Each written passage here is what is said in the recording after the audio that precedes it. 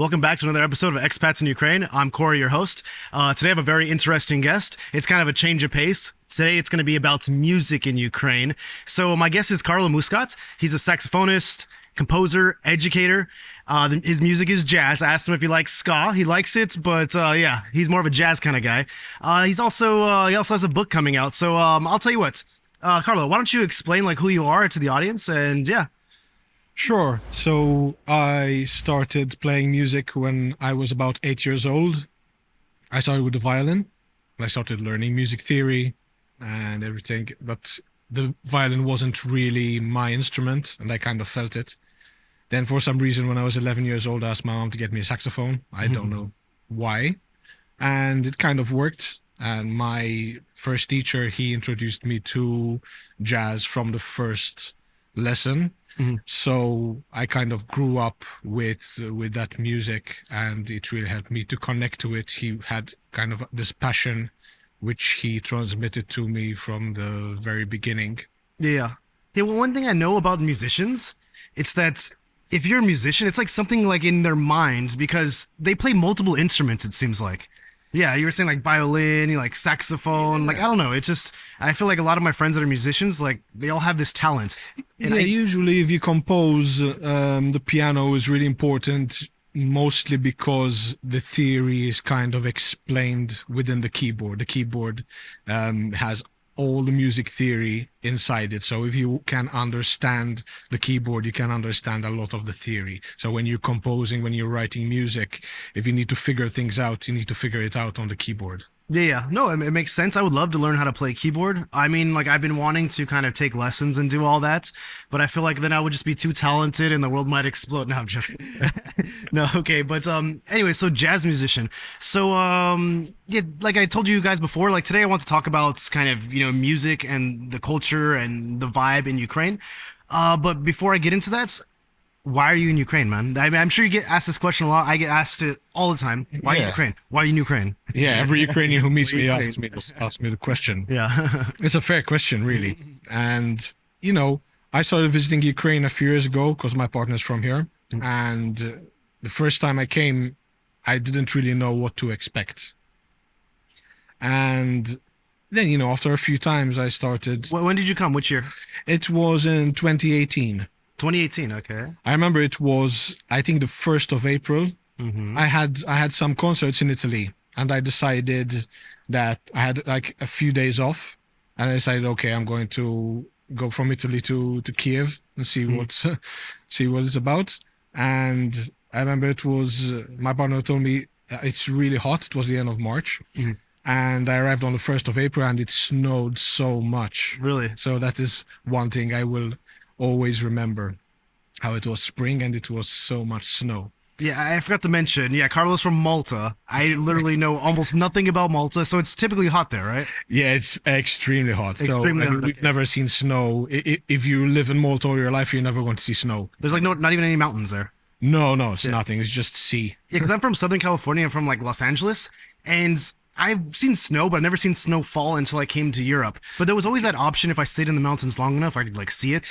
But Malta has like no option. No option. option. Way, right? It hails sometimes, but that's the closest you're going to get. Yeah. To it. Okay, so you came in 2018, and when you came, it was just like you were just doing like a quick trip or something. Yeah, just a quick trip, and then kind of in 2019, I recorded an album with my partner, so we got funding. She's a classical pianist. Okay. And we started working on some Ukrainian music. Okay. Music of Ukrainian composers, and we arranged them for saxophone and piano because most of them were piano pieces. Okay. And so that is when I started kind of connecting with the music scene here. So we found a studio in Kyiv.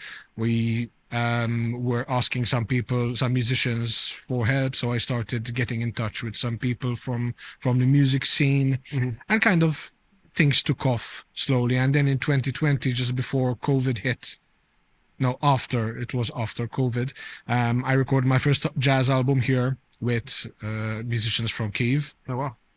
And any musicians like that maybe I've heard of, or so the musicians are on the album. The album is titled Wool, Wool, W-O-O-L? Yeah, WOL. Okay. So those are it's my original compositions, Mhm.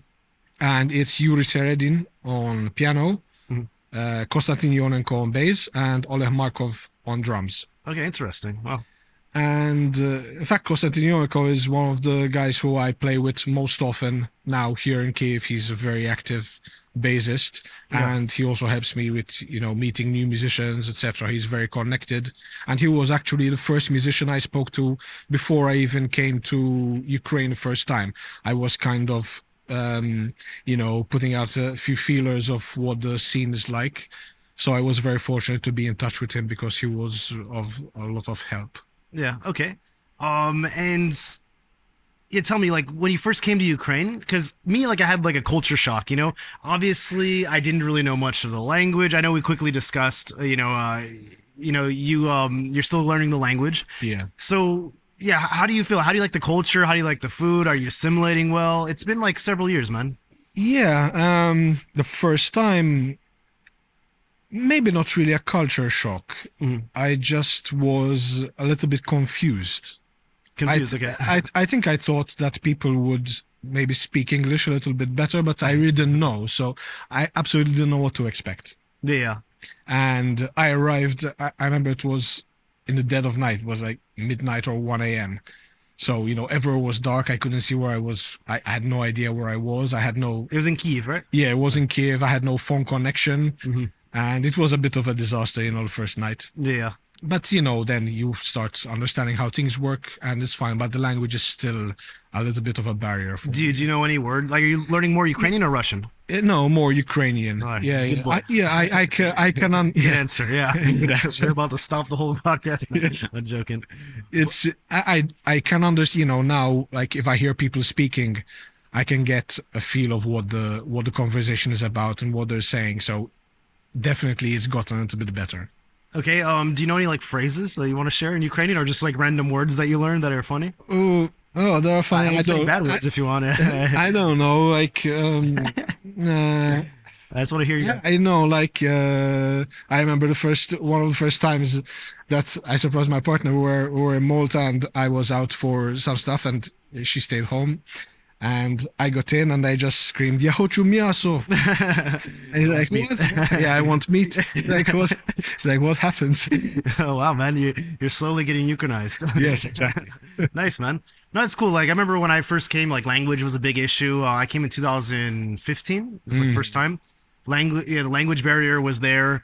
I'm from like, I don't know how public transport is in Malta or if it's very car heavy island, but in Los Angeles, everyone has a car. Nobody takes public transport. If you take public transport, you're either like down on your luck or you're just, yeah, I mean, because typically everyone has a car, and then the cities are meant to have cars, so like you can't really traverse around the city unless you have some sort of vehicle. So when I came to Ukraine, it's very walkable, like every city here basically. And so Kyiv, I was like getting used to like the metro, the marshutkas. I love marshutkas. I don't know. My girlfriend like hates them. And I always tell her like, let's take a marshutka to center. She's like, no, Corey, I'm not getting a marshutka. Yeah. Like, come on. In Malta, the traffic is awful. Yeah. Public transport is basically inexistent. Really? The island is so small. The streets are so small. I mean, some places the bus doesn't even fit. Really? How many people are like in Malta? What's the population? Officially something like 600,000, but I think it's a lot more.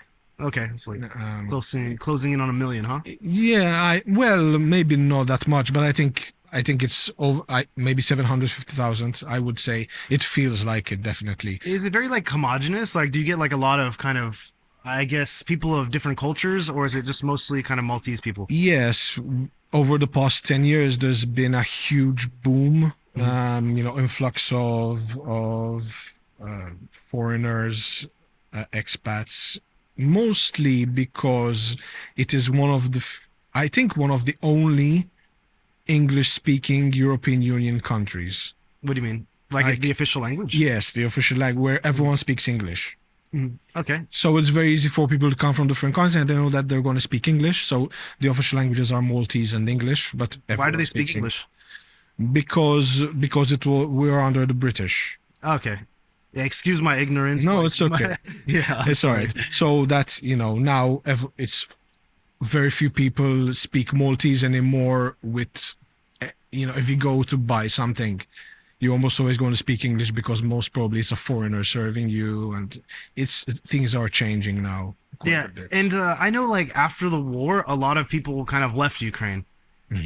Did a lot of Ukrainians end up in Malta? Did you There are a notice this? few, yes. There is a bit of a community now, not that many, because probably Malta didn't have that much to offer as much as other countries Yeah. could.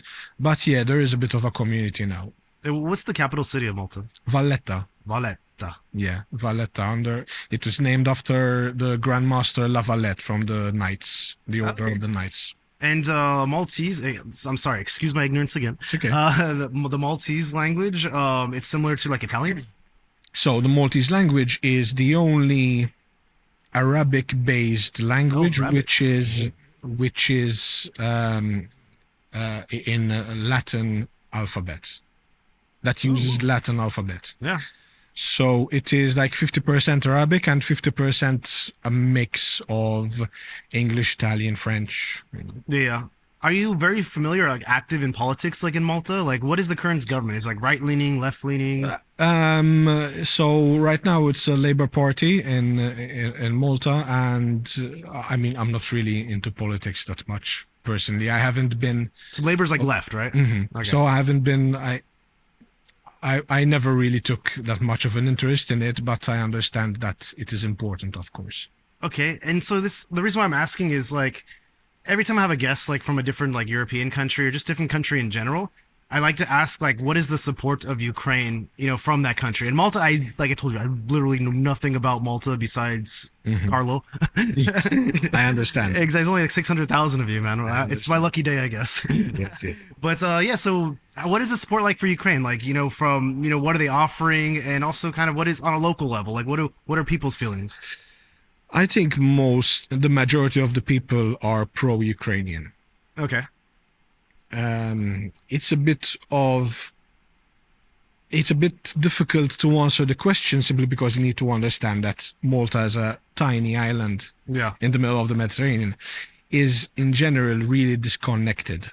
Disconnected in the sense that the people are, we feel like we're isolated. We are isolated, but, unless it is reading the news, it's difficult to speak with people who are in certain situations. Yeah. So unless it's a situation that is happening in Malta, it's a bit difficult to empathize sometimes. Yeah, I know it's true.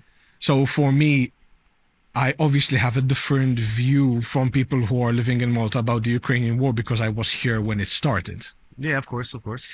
And it's difficult to explain to people sometimes what it really means. Yeah. If they are, a little bit kind of with blinders sometimes. And you don't blame them because it's an island. Well, no, it's true. Like, my girlfriend likes to say, like, I'm from an island because it's not like it's a literal island, but it's just like we're so isolationist, like in the U.S., We just care about our own little kind of politics, our own little, like, bubble. And if we want to help Ukraine, we have to go through, I don't know, so many issues and problems in different, political parties. I don't know. It's just like a big mess in the U.S. And, yeah, right now I wish the U.S. can support Ukraine, like, more than they are. A lot of obstruction going on. Yeah. It's election season. Do you follow politics in the U.S. at all? I do follow, yeah, a little bit. Are you a Trump supporter? You can be honest, man. Absolutely not. Absolutely not. Yes, yes. Yeah. I am following because now I understand, after a few years of kind of thinking that I can ignore politics. Yeah. You start to realize as you grow up that it really affects a lot of things. Yeah. So now I try to read a little bit more, listen to interviews, podcasts, see what's going on, and if there is something that I can do that can help. But, yeah. Like, what do you think about like Trump? I think what most people think. Okay, yeah. I mean, I don't know, because a lot of people, when Trump got elected, I was living in Ukraine. And people would always ask me and make fun of me, like, "Oh, your president's Trump. Did you vote for Trump?" Yeah, I was telling my last guest, like, at the beginning, I thought it was a meme, when Trump got elected. So, like, I wore a MAGA hat just for fun, like in Ukraine. I see. And then after a while, like, I didn't think it was funny anymore. Yes. So I stopped wearing it. But yeah, Yeah. I understand. I understand what you mean. Just sometimes it's difficult to control things. yeah, The only thing you can do is try to speak about what you think is right, and that's it. yeah. So yeah, let's talk about more about Ukraine, like when you came. So when exactly you come? You came 2018, right? First time, yeah, in And then 2018, you moved here when? and I moved here. It was 1 month, like 1.5 months before the war started. So I remember on the news they kind of warned, maybe a month, Yes. 2 months, Yeah. or 3 months even. It was like in November, I think. They Yeah, were. so even about 4 months or something like this, 3 months. So why did you still come to Ukraine if you had all this? I honestly this didn't news. think it was going to be that much of an issue. And you were in Kyiv. Yes, I was in Kyiv when it started. Yeah, I moved to Kyiv. But I remember I was and I almost didn't really know what was going on at the border. Mhm. And we weren't really discussing it. I remember. And then my family said, like, aren't you concerned? You're going there in 2 months. Aren't you concerned about what's happening? And I said, like, I guess it's not going to be that bad. Sometimes the media overdoes it a little Yeah. bit. But I was wrong. Yeah. And then once they invaded, like, where'd you go? You stayed in Kyiv? So we stayed in Kiev for a few days because Did you try to leave, or you just? we spoke to some people from the building, and they said, we're not sure what is outside the city, so we would recommend that you stay put Mhm. for a while. And I remember the first 3-4 days were pretty scary. We had no idea what was going to happen in Kiev. Yeah. And I was in touch in the meantime, like every morning, with some contacts from the embassy in Kiev, and the Maltese consulate in Kiev, and we were asking for updates on the situation on the bridges, because we need to cross the bridge to go west. Yeah. And I remember one morning I sent a message like, "Good morning, what's the situation?" And the guy from the consulate told me, "It's clear, like maybe you should make a move." Yeah. And we just drove west to my partner's parents, and we stayed there for a while. And then I went to Paris for a week. Okay. I remember my parents came to visit, and then I decided to come back to Kyiv. When did you come back? I came back it was like end of April, End of I April? guess. Yeah, but then my visa was still being processed, and I had to leave in May because my permit was expiring. My 90 Okay, days were okay, yeah. expiring, so it was a bit of a problem. And then I came back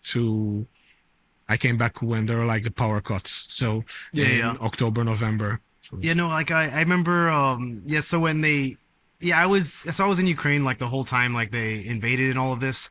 And I was in Kyiv, and then I went to like a friend's wedding. And it was like probably a week and a half before they invaded. And then everyone at the party or at the wedding was like, "Do you think they're gonna invade? Do you think they're gonna invade?" And it's like, I don't think they're gonna invade, man. Like it's just okay. like posturing. They're probably doing some okay, I feel a bit better games. now that you told us. Yeah, no, like I didn't really think so. I've been living in Ukraine like a long time. Like honestly, in 2014 they invaded. Like this is like when the invasion started. So I thought, if they do invade, it'll be kind of like localized to like the eastern regions. If Yes. maybe they go a little further, whatever. Didn't really think too much of it, and I thought they were just posturing. And then when they came, and then once we started drinking and the night was rolling on, then everyone started to get like talking about it more, getting more paranoid, saying like, "Hey, you know what? I have friends at the embassy. They said they're going to invade. Even people at the embassy are like leaving." And so I got like kind of like paranoid and scared, and I told my ex-girlfriend at the time, I said, "Hey, you have family like in Western Ukraine, like Zakarpattia region, Oblast. Maybe we go there for a couple weeks. If nothing happens, we'll come back, and if something does happen, then we'll just go to Europe." And yeah, they freaking invaded. Yeah. I guess I was wrong, just like Yes. you, man. Yeah, crazy. Yeah, no, it's just so wild because I was living like in Kotsibinsky, so it's like not too far from Irpin and Bucha area, so it could have been a lot worse. And we were planning for this because we took all our documents. I had like this flag, this American flag, And it was so my father passed away about 5 years ago, something like this. And so he was in the military. He's like Vietnam War. Okay. So for vets, when they die, they do a special service. Like they do like the gun salute, the Yeah. trumpet, and then they give you a flag and they Okay. fold it into like that triangle. All right. Yeah, so I have that, and I have it like at the flats, like in Kotzebinski, and I actually thought like I'm not gonna take it with me to Mukachevik. It's like too big and yeah, clunky. So I hid it because in my head I was like, if they invade and they see an American Oh. flag, like I don't know, maybe they'll try to like do some. I True. don't know because I know like Russia doesn't like the U.S. and I didn't think that they were going to be as bad as what's the reality was once they got into Bucha and Irpin. But I just knew something because Russian people like I don't know. Yeah, I remember I started getting, I started thinking that probably is going to happen a few days before the invasion happened. Yeah. When I started seeing, like the addresses from Zelensky, and it started sounding really serious. I'm thinking, but why would they make it sound so serious? It's only going to panic people if it weren't. Yeah. If they didn't think that something serious is going to happen, why would you panic people? Yeah, no, it's totally true. Like, especially like Biden. Yeah, he was going on TV like almost every day, just like talking about it. And Zelensky was going on TV every day, but he was saying more like relax. Where Biden's like, leave. If you're in Yes. Ukraine, you freaking leave right now. Yes, yes. Yeah. But yeah. So you said you went to Paris, and when you were in Paris, it's a nice city, by the way. It's too expensive for me. Yeah, I was Yeah, but- I had moved there like 10 years ago to pursue my music career, so I have connections there. My career started in Paris, so I know the city quite well. But yes, definitely. So why did you decide to move back to Kyiv? Because you said like there were blackouts. Like I was living on the 13th floor, so whenever there was a blackout, I had to walk up the stairs. I hated it. So why did you decide to move back? Paris is safe. Yeah, just I kind of it's a little bit of I didn't want to give in. Mhm. I made the plan to be here, and I wanted to stick with it. So it's a little bit of that also. I don't want to just escape.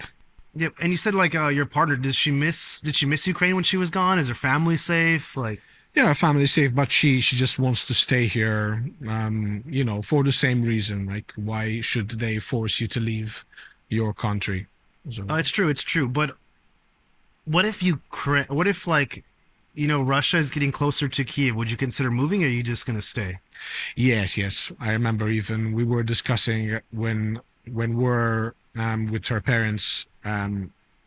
I was trying to tell her, look, if stuff happens and they get closer to the west, maybe your parents need to think about what they're going to do.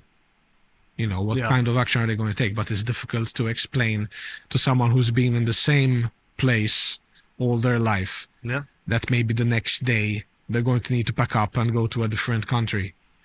It's a difficult conversation to have. Well, totally, man. Like, especially like a lot of Ukrainian people, they don't really, speak English.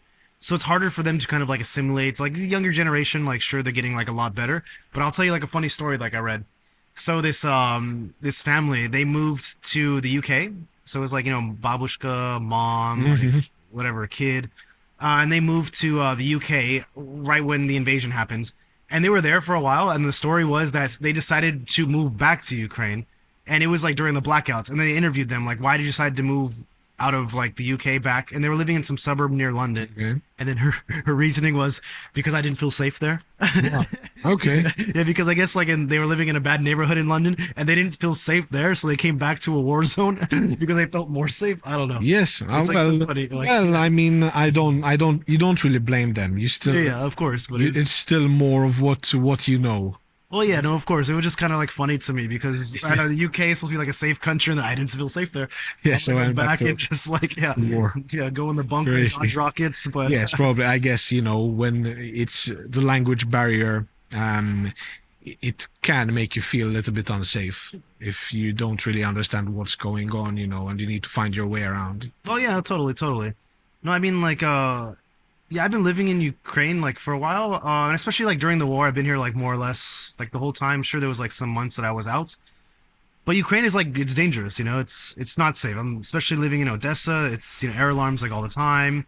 You ever experienced like something like this? Like, have you heard explosions? Oh, I remember the first, I think the second night.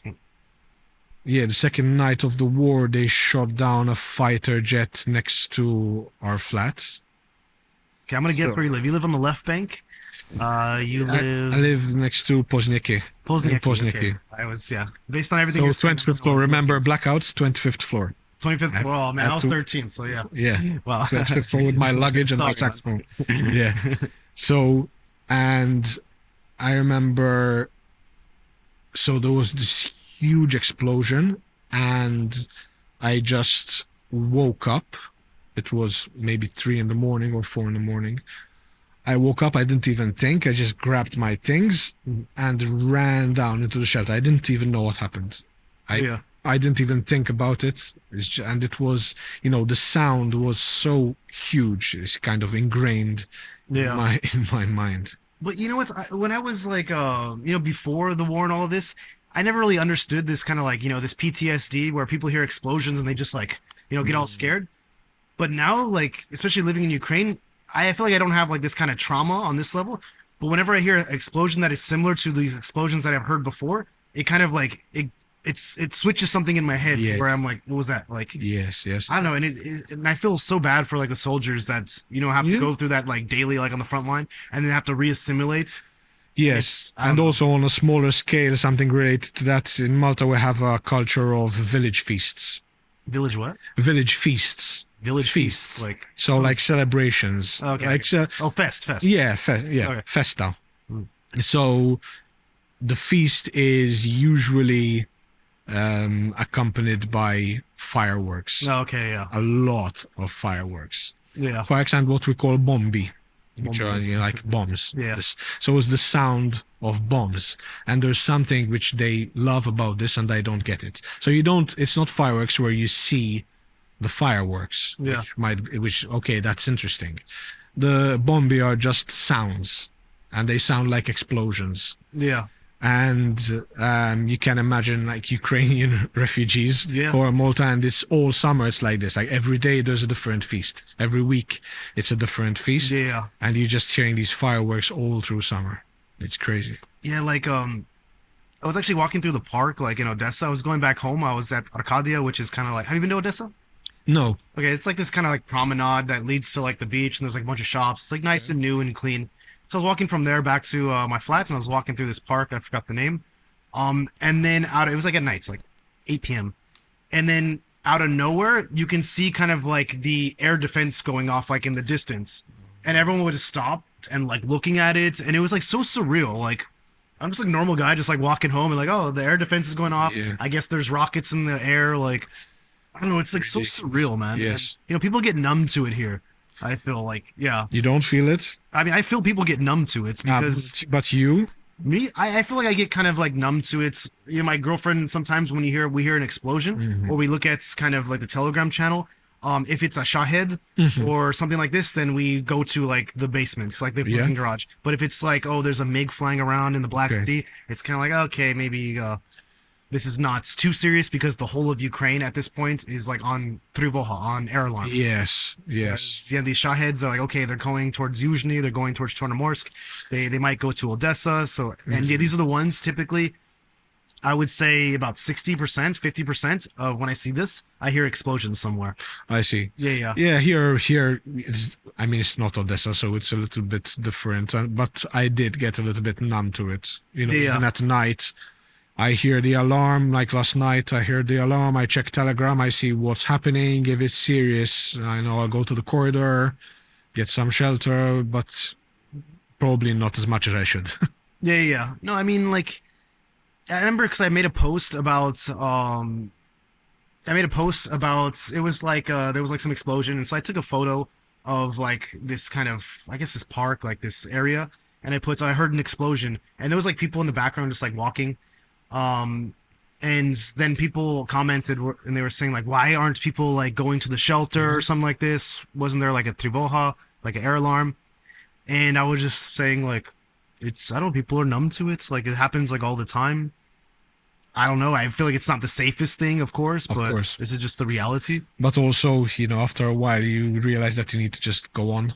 and Yeah. do what you have to do. And it's just really sad, like how Russia does this to Ukraine.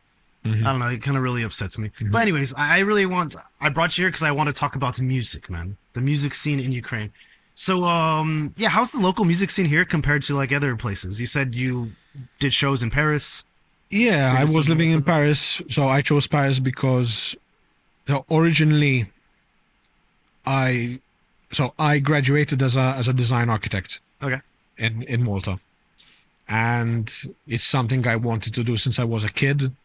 And when I was studying architecture, it's like I knew that it was everything I wanted. Mhm. And then once I graduated and I, got a job in the office, I realized it wasn't really what I wanted to do. I didn't want to do it in this way. And I started looking into doing something with music. So I got a scholarship to go to Boston, to Berkeley Oh, Berkeley. in Boston. But it was like a half scholarship and the other half was insanely expensive. Of course, it's America. Yes. God bless America, man. Exactly. And I decided, okay, like, whatever, I got the scholarship, but it's not going to work out for me this way. So I worked for a couple of years as an architect and I saved up and I moved to Paris instead. And the plan was to meet as many musicians as possible, do a few projects, try and get into some venues. And Paris is kind of the New York of Europe. Yeah. So you get musicians from all around the world coming through Paris all year round. And that really helped me to start building my network, understand a little bit how the music business works, with venues, with speaking with musicians. And then after like a year and a half, I just moved back to Malta and did a few other things. And then so we opened a music venue in Malta 5 years ago, which is something I was planning on doing for a long time. Yeah. And once, that kind of took off, I decided I don't want to be in Malta anyway. So I had started speaking, I had visited Ukraine for a few times. I was speaking with some musicians. I had some experience playing with some musicians here. And the level is very good here. And I don't have experience outside of Kyiv. Really. So I'm not sure of the music scene in the rest of Ukraine. Yeah, and how is like jazz like received here? Because I've been to kind of clubs, and there's a lot of like boom, boom, boom, like techno. There's like a lot of trance. It's a lot of I guess stuff like this. Yeah. I guess that's a bit of a problem with many clubs if they're not, some clubs don't really know how to stick to to the real thing. So Yeah. they might say that they're a jazz club, but it's not really a jazz club.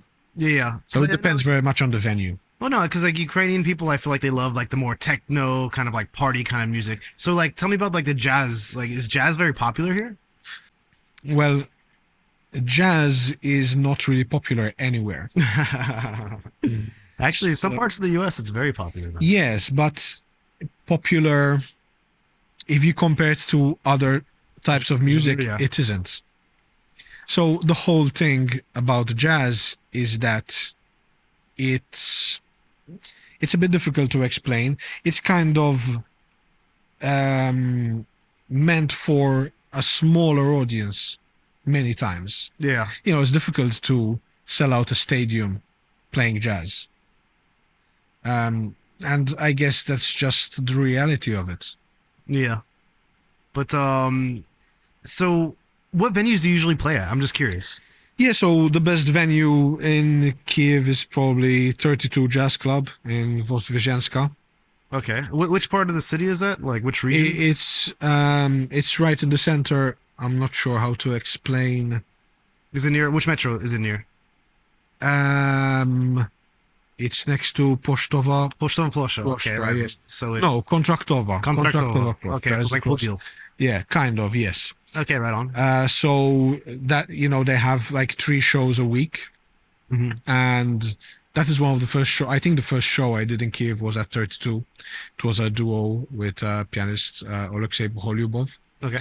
And So I do a show there kind of once a month or once every 2 months, and we'll be playing there again on the 20th of this month of April, Okay. 20th of April. With we're going to be presenting some music that I had recorded in Paris in 2016, which was my second album. Okay. And they have a very good following. Just they do things really right. Yeah. Many times when I play there, the show is sold out. So I have a question then. So you said like you network a lot, you know, you love jazz. What if you had this, I would call it maybe, I wouldn't know if I would call it an opportunity, but what if you had this chance to make money and perform like in Russia, for example? Would you Would I this? do it? Yeah. I mean, would I do it just for the money? I mean, like someone just offered you like, hey, we have this very cool jazz like venue. We really like your music. We can give you the money. We can pay for your trip. Would you be interested? No, before all this began, I don't think I would have said no, but now, no, Definitely no. definitely no. Even if the war ended. I think it will take some time to see what is going to happen after the war. I wouldn't just say, "Oh, the war ended, then everything is fine," Yeah. and I think that's going to be the same for a lot of people. Would you ever like collaborate with other kind of maybe like Russian artists? Now or in the near future, probably not. Well, what if you're in Paris? That's Yeah, because I'm trying to like understand if you can separate the art from like the artist. I think it depends on the artist. Okay. It's not a straightforward question. I think it depends on, what the views are of the artist. Because what if he is in favor of all this? Okay. Yeah. If he's pro like, I guess Putin, you would say no, right? Yeah, I would say If no. he's anti-Putin, you would say Yeah, yeah. because although we can say that why are you bringing politics into art? Yeah, that's what I'm saying. Separating the artist from the art. Yeah. But I mean, arts is about humanity, it's about humans. So I think that your views on humanity are what make your art in reality. Yeah. Like what is your music about? If your music about something that I am totally against, or how would you collaborate with me on something artistic if our views are totally opposed? Yeah. It's not only about about playing music. It's about how you feel, your attitude towards it. Yeah, I get that. It's just like a lot of like Ukrainian people, or people that have been there for like a long time. Under no circumstances like would they ever be like maybe be able to be friends with Russians or collaborate with Russians like in any kind of way, whether it's music, whether it's just kind of like their job. Like yeah, for example, once like the war happens, I was just working at this outsourcing company. Right when the war happened, they just they dropped all of their Russian clients, and they wouldn't allow people from like Russia to kind of start new projects with us. Okay. So it was like all that was all gone. And remember I was doing like this project where I was like interviewing, like I was like kind of like this pilot thing I was doing, just like interviewing Ukrainian people talking about their first days of like the war. I haven't really published the videos, but I still have them. And I asked my friend Taras, I said, hey, would you ever be able to have a friend that is Russian? And he's like, no, like without hesitating, like, no, never. I'm like, even if the war is over, no, never. And then he had a funny analogy. It was like, he's like, Corey, it's like like to me, like being a friend with a Russian, it's like eating shit. You can do it, but for what? Why should you? Yeah, exactly. But for Yes. what? Why would you do it? Yeah. One thing that bothers me is that, like, in Malta there are a lot of things that the government does, that the government has done and keeps doing, that I totally don't agree with, and they disgust me. Yeah. And I'm not going to in any way defend them just by saying that that is politics and we should not, consider it, or we should ignore it. It just doesn't work that way. Yeah. I'm going to try and tell everyone that this bothers me. I'm Maltese, Yeah. and this really bothers me. So do you ever listen to Russian music at all, or do you have any favorite Russian? No, not No? at all. I have no idea about Russian artists. I mean, I listen to mostly jazz music. Jazz So, music, okay. Like, yeah, I'm just, curious because ever since the war, because I had like this band I liked. It was called, or this group called Cream Soda. It's like, really cool kind of upbeat music. It's Russian. The group is from Russia. It's like Russian music. But ever since the war, I just can't listen to them anymore. I just feel like I wouldn't want to kind of support them because they're still, it's not that they support the Russian government, okay. but they are kind of Russian, and like if they're making money off streams, then it goes to them, and they spend the money in the Russian economy. Yeah, It's a bit of a difficult thing to kind of decide on, yes? yeah, exactly. So I'm just kind of, I was asking you if you had like the same opinion. I don't know. Yeah, no, I don't know of any Russian artists really. Yeah, but yeah, we talked about kind of like how dangerous like Ukraine can be. Have you ever been to other parts of Ukraine besides Kyiv? I've been to Lviv. Lviv, okay. We visited when we recorded the album. Before we recorded the album, we had gone to Leopolis Jazz Festival. Okay. It's one of the major festivals in Europe, and was really one of really great festival. And Lviv is really beautiful. Yeah, I really like Lviv as well. Like you've been to Rino Plosha, right? I don't remember the name. It's like the center area where it's like this kind of Yes, thing in the yes. middle. So they have a bar there. Have you been to Krivka? It's like the one where you knock on the door and it's like No, I read about this. yeah. I can't remember if we went to it. I know we read about it. I can't remember if we had managed. Yeah. No, I just Lviv, like Western Ukraine, is like to me it's like so special. It's Kyiv is like my favorite city in Ukraine, like hands down. But Western Ukraine, it has like a special vibe that I really like enjoy. Do you feel any difference in the way the people are? Yeah, actually, like Western Ukraine, I hate to like put it this way, but they seem like the most Ukrainian out of the Ukrainians. It's like they're so proud, say such patriotic people, and I really like appreciate that about them. Some are kind of like ultra nationalists, which is like a little scary. Like I remember, I went to like I was telling previous guests, I went to kind of Bukovel, and right when I got off the train, like in Tatariv, there was like a big statue of like Bandera, like Stepan. Okay, well, right. That's super interesting. But anyway, yeah, and then like in the south, like in Odessa, there's a lot of Russian speaking people there. They feel themselves as Ukrainians, Yes. but they just speak Russian. And there's like nothing wrong with that. But Yeah. like if you tell someone from the West that they're speaking Russian in the South, then they're like, what the heck? I Yes. mean, I always say like this is not the best time to kind of, make separate groups. You guys should all come together, Yeah. for like the common good, which is Ukraine. I mean, the country's so large, it's kind of. I mean, you expect that there are going to be differences Yeah, of course, of in course. the way people act. Yeah, and even I can kind of like tell the differences like in dialect. Can you tell a difference in dialect when someone's speaking Russian, Ukrainian? I think when it's. You mean someone who usually speaks Russian? No, like for example, if someone's speaking like Ukrainian from like Zakarpattia or Lviv, can you tell the difference between like a Kyiv? If it's really particular, yes, I would understand that there's a certain dialect involved, but Yeah, yeah. not that I can really tell them apart. Yeah, because I guess yeah. Unfortunately, I learned like more Russian when I came here.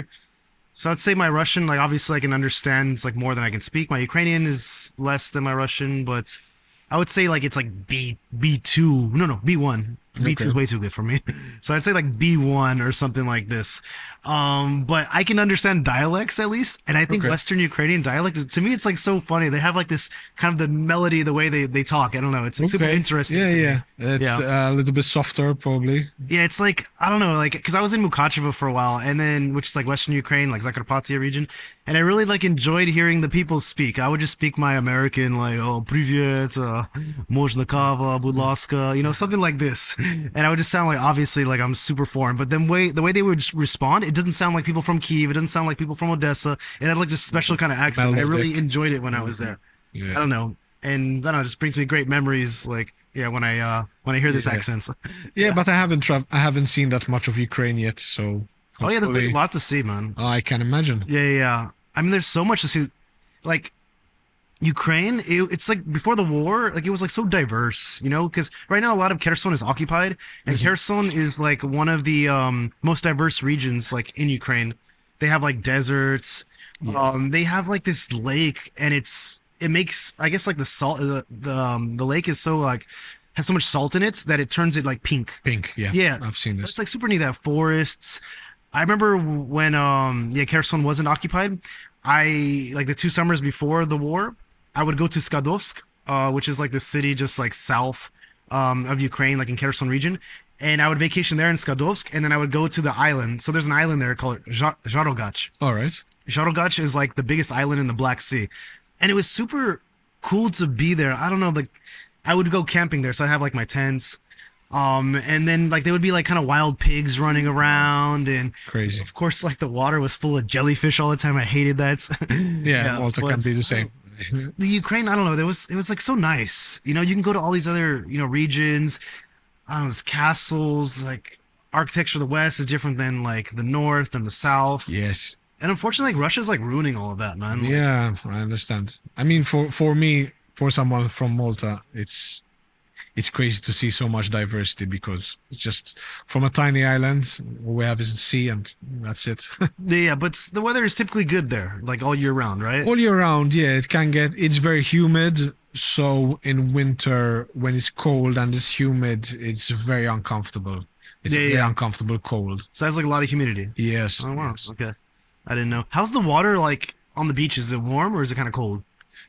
Um, it's kind of comfortable to swim maybe from June, Okay. kind of like in April the weather starts getting quite warm, so it takes a couple of months for the sea to get a little bit warm, and Yeah. then you can swim till October, kind of, when it starts to rain a little bit. Okay, yeah, because I spent some time like in Puerto Rico, like several Okay. months, and the water there is so warm. It's like you're in a jacuzzi. Like It's I like don't know. always warm. It's always Almost. warm, man. Okay. Like it's like you're in a jacuzzi. It's like very tropical, you know.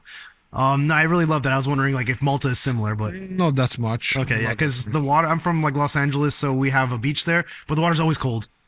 Like it's always Okay. cold. Like even in the summer, it's like cold. It's like Pacific Ocean. All right. Yeah, but have you ever swam in the Dnipro? No.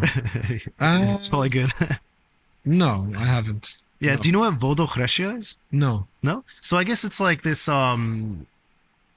religious day. Boy, blin. I should know this, Chas. I forgot what it is to celebrate, but it's like, anyway. So what people do, it's like tradition. It's like relating to religion. So you go to like the water and you kind of wash yourself of your sins. Ah, So, yeah, it's and At usually least like, in January, no? yeah, it's usually like in the middle of winter, so like Yes. January, and then you go into the water. And you have to dunk your head like three Yes. times. Yes, Have you I saw them doing this in Malta. In Malta, okay, yeah. So yeah, they do it here, and it's super cold. I've Yeah. done it like a couple times. One time, like the Dnipro River was like super frozen. Yeah, but I don't know. To me, that's like super I love interesting. cold water. Oh no, man. To me, it's like too Yeah? cold, man. Like yeah, I usually Malta I prefer to swim in winter. First of all, it's quiet. well, of course. Because the beaches in the summer are just crazy. You can't Yeah, yeah. even move, you can't walk anywhere, it's just too many people. So it's much quieter in winter, and usually the water is kind of cold, but it's bearable. Yeah. But yeah. So do you follow like kind of like the news of what's going on like with the war at all? Well, yes, quite a bit, mostly from YouTube, like news channels, interviews and stuff like that on Telegram. Okay. Not Because- as much as I was before. Yeah, because I follow like the news like a lot because I like to know what's going on because if you're not informed about the news, especially right now, it could kind of really affect your life in a negative way, to say I the agree. least. Because right now I was reading like articles saying that Russia, they're starting to conscript more people because they want to do like an offensive into Kharkiv. Yeah, have you heard about this? No, I didn't. Yeah, like what? I heard about the conscription, but I didn't know that it was specifically because of something I want to targeting Kharkiv. Yeah, so I was talking to like the previous guest, one of the previous guests, Chris. He's like a photojournalist, war photographer. Yeah, he has such amazing photos. But anyways, yeah, he was saying like Kharkiv is like, yeah, it's a main target for them, and if they can't have it, it seems like they may destroy it, and it's like so sad, man. Wow. Yeah. because yeah, they're gonna turn it into like another like Mariupol or something like this, and it's right next to like the Russian border, Yes, unfortunately. yes, of course. Yeah. So yeah. So do you plan to live here like long term? Like, tell me, where's your partner from? Like which She's from like which region? She's from Slavuta, from Khmelnytsky region. Khmelnytsky. Okay. Yes. Do you know of Kamenets-Podilsky? Kamenets-Podilsky? No, maybe not. It's like this town like in Khmelnytsky Rayon or Okay. Oblast. And they have like this really cool castle there. You should definitely check it out. Ah, yeah, probably she mentioned it to me. Yeah, it's like a beautiful castle. Like I went there once. I even bought like a souvenir shirt, like Kamenets-Podilsky, Okay. with like the castle on it and all Okay. this. But yeah. So anyways, like you should definitely check it out if like Yes, definitely. yeah. But have you been to the capital city there, like Khmelnytsky? No, I haven't. Just visited Slavuta. Explore Ukraine, I need to move Get more. out there, Yes, man. I know. Yeah. So where do you spend like most of your time? Like, say you go to these jazz bars. You said bar 40. 32. It's called 32? 32 Jazz Club. Yeah. Well, what other jazz clubs? In case people are watching, they want to hear some jazz. So, what other jazz clubs? There is some jazz also at a place called Peppers Club. Peppers. Okay. That is next to the food market. Close Is to Arsenal now. oh yeah, I know where it is. So like the food market, you go like behind it. Yeah. Correct. Okay, yeah. I've been there before. It's a new building, right? It's a new building. Because everything looked nice and clean. Yes, like they restored the building that Yeah. was there. So I spend most of my time writing music, Mm-hmm. practicing, writing arrangements. I do some teaching also online. Mhm.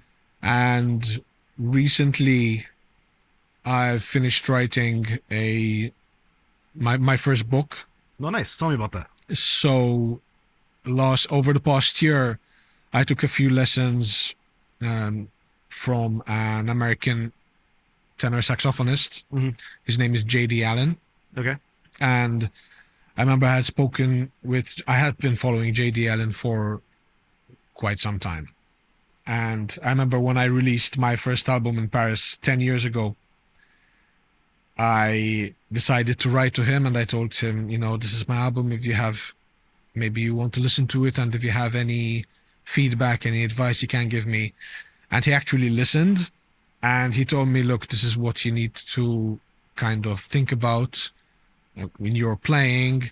And it really struck me that he took the time to reply to me. Yeah. Well, nice. And to give his feedback. Yeah. And last year in January or February, I decided I need to start taking some lessons. Mm-hmm. I felt a little bit stuck in what I was doing in my practice. And I decided to write to him. He told me, I'm going to be in London for the next few months. Like, let's do it. And we did about 3 or 4 sessions together. And he gave me this system for practicing. Yeah. And in the second lesson, I came back. I told him, look, this is how I've been using the system. And he told me, you should put this into a book. And I kind of said, yeah, okay. Nice. I never really thought about writing a book. And then we did another session a few months later. And again, he told me, these ideas are good. You should put them in a book. Yeah. And I thought, okay, like, why not try? So I spent about 2 months putting this together.